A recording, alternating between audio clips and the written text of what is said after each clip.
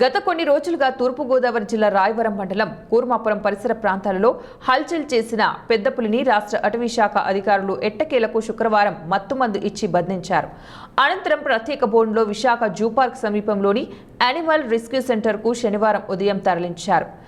Forest chief secretary దివాన్ మైదీన్ మాట్లాడుతూ Andhra Pradesh deputy CM Pawan Kalyan ఆదేశాల మేరకు తూర్పు గోదావరి జిల్లాలో రాయవరం సమీప ప్రాంతంలో స్థానిక ప్రజలకు కంటి మీద కొనుకు లేకుండా చేసిన పెద్ద పులిని ప్రత్యేక బృందం పట్టుకున్నారన్నారు.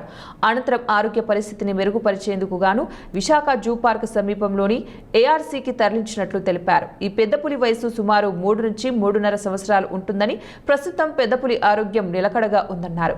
నిపుణులైన వైద్యుల పర్యవేక్షణలో ఆరోగ్య పరీక్షలు నిర్వహించి 24 గంటల అబ్జర్వేషన్లో ఉంచవలసి ఉంటుందన్నారు.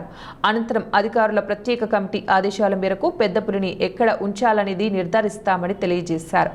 ఈ పెద్ద పులి భూమిలో అటు ఇటు కలయిక తిరుగుతూ భీకరమైన గాండ్రింపులతో హల్చల్ చేస్తోంది.